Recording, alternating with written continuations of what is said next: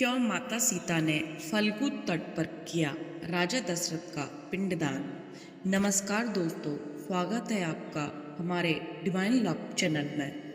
पितृपक्ष एक ऐसा समय होता है जब हम अपने पूर्वजों को याद करते हैं और उनकी आत्मा की शांति के लिए पिंडदान और तर्पण करते हैं। इस दौरान बिहार के गया में स्थित फल्गु नदी का विशेष महत्व होता है। लेकिन क्या आप जानते हैं कि इस नदी का जल हमेशा सूखा क्यों रहता है और क्यों फल्गु नदी के तट पर पिंडदान करने से जुड़ी है माता सीता की एक रहस्यमयी कथा। आज हम आपको इसी अद्भुत और भावुक कहानी के बारे में बताने जा रहे हैं। सनातन धर्म में पितृपक्ष का विशेष महत्व है।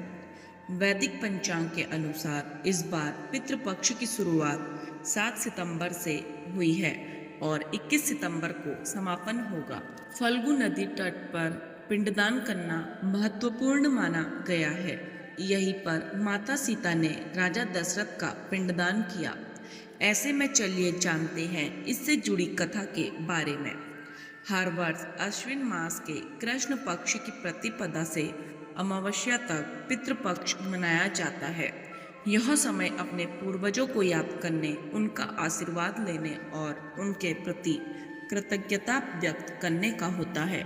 इस दौरान 3 पीढ़ियों के पितरों के लिए तर्पण और पिंडदान किया जाता है। गरुड़ पुराण के अनुसार इस पुण्य कर्म से पूर्वजों को मोक्ष प्राप्त होता है और परिवार पर पितरों की कृपा बनी रहती है। उनके आशीर्वाद से जीवन में सुख समृद्धि और वंश वृद्धि होती है।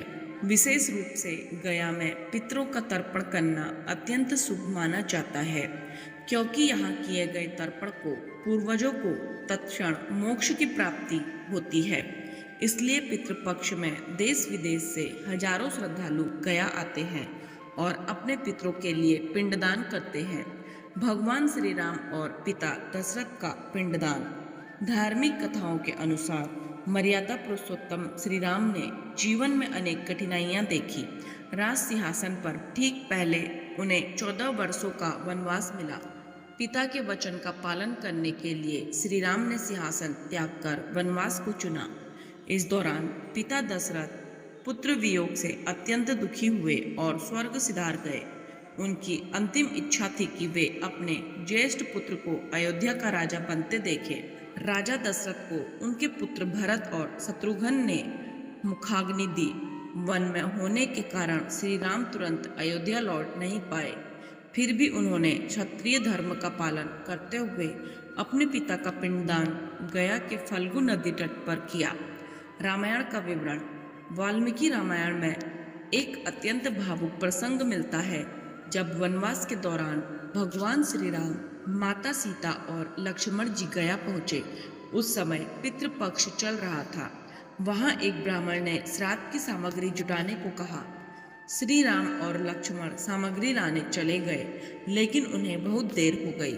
ब्राह्मण देव ने माता सीता से पिंडदान करने का आग्रह किया। पहले तो माता सीता असमंजस में थी। तभी स्वर्गीय महाराज दशरथ ने दिव्य रूप में दर्शन देकर उनसे अपने हाथों से पिंडदान की इच्छा जताई। बालू से बनाया पिंड।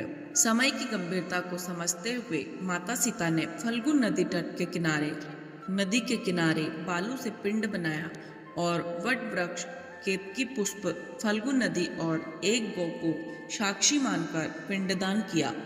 इस पवित्र कर्म से राजा दशरथ की आत्मा संतुष्ट हुई और उन्होंने माता सीता को आशीर्वाद दिया।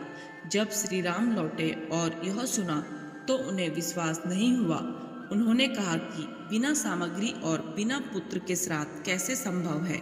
तभी वट वृक्ष और अन्य साक्षियों ने माता सीता के इस पवित्र कार्य की गवाही दी। गया और फल्गु नदी का विशेष महत्व। गया का फल्गु नदी तट पर भारतीय संस्कृति और धर्म में अत्यंत पवित्र स्थान माना जाता है। पितृपक्ष में यहाँ पितरों का तर्पण और पिंडदान करने की परंपरा सदियों से चली आ रही है। मान्यता है कि इस पवित्र भूमि और नदी के सहारे किए गए तर्पण से पूर्वजों को मोक्ष प्राप्त होता है और उनके आशीर्वाद से परिवार में सुख सौभाग्य और समृद्धि बनी रहती है। इस पवित्रता का आधार भगवान श्री राम और माता सीता की कथा भी है। वनवास के दौरान माता सीता ने फल्गु नदी के किनारे अपने हाथों से पिंडदान किया। वट वृक्ष, केतकी पुष्प, फाल्गु नदी और गौ को साक्षी मानकर यह कार्य किया गया। इस कर्म से राजा दशरथ की आत्मा संतुष्ट हुई और आशीर्वाद दिया। गया में पिंडदान केवल धार्मिक नहीं बल्कि आध्यात्मिक दृष्टि से भी महत्वपूर्ण है। श्रद्धा और भक्ति के साथ किया गया तर्पण पूर्वजों के प्रति कृतज्ञता और सम्मान का प्रतीक है। तो ये थी वो अद्भुत कथा जो यह बताती है कि क्यों फल्गु नदी को श्राप मिला और क्यों माता सीता को राजा दशरथ का पिंडदान करना पड़ा। यह कहानी हमें सत्य की महत्ता, धर्म के पालन और पितरों के प्रति कर्तव्य का संदेश देती है। अगर आपको यह कहानी पसंद आई तो वीडियो को लाइक करें, शेयर करें और हमारे चैनल को सब्सक्राइब करना न भूलें। जय पितृदेव।